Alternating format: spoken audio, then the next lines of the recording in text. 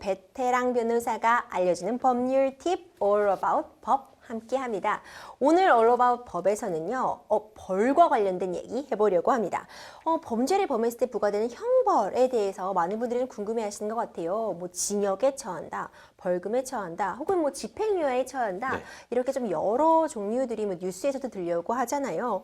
생각보다 형벌의 종류가 굉장히 다양합니다. 변호사님, 우선 형벌이 무엇인지부터 얘기 시작해 볼게요. 네, 우선 이제 개념부터 정리를 하는 게 나을 것 같은데요.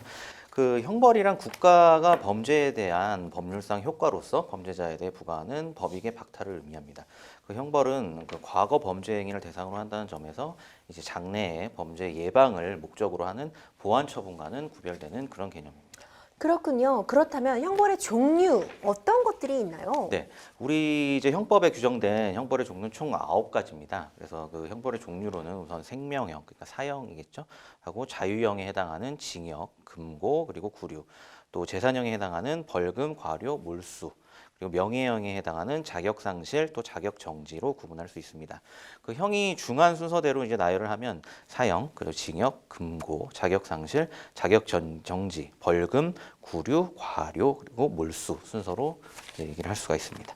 그렇군요. 주요 형벌 다들 한 번쯤은 다 들어보셨을 내용이긴 한데 특히 주요 형벌에 대해서 좀 자세하게 알아보면 도움이 될 것 같아요. 네. 우선 가장 큰 형벌, 가장 무거운 형벌이라고 변호사님께서 꼽아주신 네. 사형에 대해 얘기해 볼게요. 하지만 사형이 집행이 되지 않은 건 꽤 됐죠? 네네. 실제로 이제 현재 사형 집행이 안 된 지는 꽤 오래됐는데요. 일단 사형이라면 뭐 잘 아시겠지만 뭐 사형 확정자, 법적으로 사형이 확정된 사람한테 생명을 박탈하는 그런 형벌이고, 이 사형 집행은 교정시설에서 이제 사형장에서 이루어지고요. 뭐 드라마에서 가끔 나오긴 하는데, 우리나라에서의 사형 집행은 일반적으로 잘 아시다시피 교수형으로 행하여지게 됩니다. 우리나라 중범죄자들에게 사형을 선고하고는 있는데요. 그 1997년 이후에는 실제로는 사형을 집행하지 않고 있어서 사실상의 사형 폐지 국가로 분류되고 있습니다. 그 실제 사형을 폐지하자는 의견도 상당히 많이 있고 이 여론의 어떤 지지도 많이 받고 있는데, 그 이에 대해서 우리 헌법 제110조 군사재판을 규정하고 있는 헌법 제110조에서는 일단 사형에 대해서 규정을 하고 있고요. 우리 헌법에도 이제 사형이라는 단어가 들어가 있고, 헌법재판소도 일단 2회에 걸쳐서 사형 제도는 일단 사형 제도를 유지하는 것 자체는 실제 집행이 되지 않더라도 헌법에 위반되지 않는다고 해서 합헌 결정을 한 바 있습니다. 여전히 어쨌든 사형이라는 제도가 남아있는 네, 거군요. 맞습니다. 우리 네. 법제도 하에서는. 다음으로는 가장 많은 분들이 들어보셨을 것 같아요. 징역형. 네. 이 자유형 중에서 징역에 대해서 좀 설명해 주세요. 네네. 흔히 뭐 이제 깜빵에 가는 이제 속된 말로 이게 이제 자유형인 거고, 그 어떤 그 이제 신체의 자유를 박탈하는 그런 형벌인데요. 그 징역은 수용자를 이제 교정시설 내에 구치하여 정역에 복무하게 하는 것을 내용으로 하는 이제 가장 무거운 형태의 자유형에 해당합니다. 금고는 그 수용자를 교도소 내에 구치하여 신체의 자유를 박탈하는 건 징역과 똑같은데요. 징역과는 다른 점은 이런 노동, 그 교도소 내에 어떤 노동행위, 정역을 부과하지 않는다. 이것이 이제 금고고요. 징역과 금고는 무기 또는 유기로 하고, 유기는 1개월 이상 30년 이하로 하고요. 그렇지만 이제 유기형을 가중해서 처벌할 땐 최대 50년까지 부과할 수가 있습니다. 그 무기형은 종신형이지만 20년이 경과하면 이제 가석방을 할 수가 있고, 구류는 1일 이상 또 30일 미만 동안 교도소에 구치하는 것을 구류라고 합니다. 그 무기 금고가 이제 유기징역보다 중한 형이고, 유기금고가 장기가 유기징역의 장기를 초과할 때 유기금고가 더 중한 형벌에 해당합니다. 또 마지막으로 유기징역의 장기가 무기금고의 장기와 같거나 길면 유기징역이 더 중한 형벌이 됩니다. 그러니까 쉽게 말씀드려서 그 징역 같은 경우에는 아무래도 교도소 내 뭐 영화 보면 그런 거 나오잖아요. 뭘 만들거나 이런 노동에 하기 때문에 약간은 더 가중된 형벌을 볼 수 있고, 금고 같은 경우에는 어떤 정치범이나 아니면 뭐 일부 경제사범 중에 흔히 비파렴치범이라고 하죠. 이게 뭐 개념이 조금 이제 이해가 안 가실 수도 있지만 어쨌든 사회적 비난 정도가 조금은 덜할 수 있는 범죄에 대해서 노동행위는 부과하지 않는 징역보다는 약간 경한 그런 그 자유형에 해당합니다.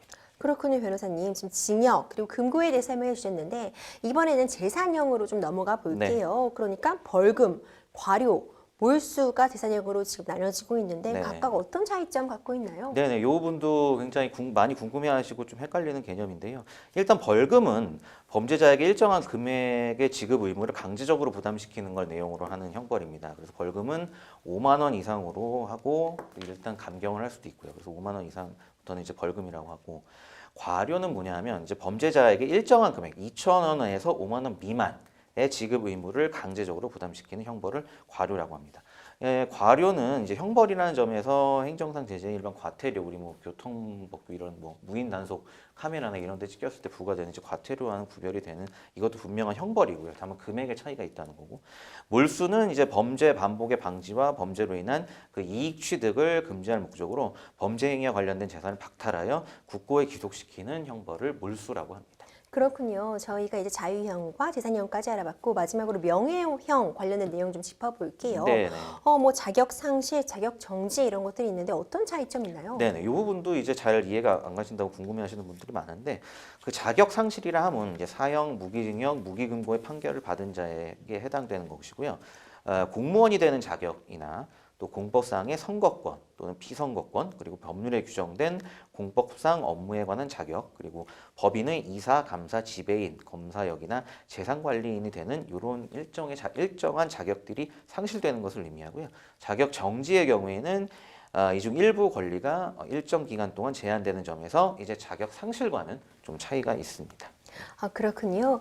변호사님께서 오늘 형벌에 대한 내용 정말 상세하게 설명해 주셨습니다. 지금까지 베테랑 변호사와 함께하는 All About 법, 오늘은 형벌에 대해서 알아봤습니다.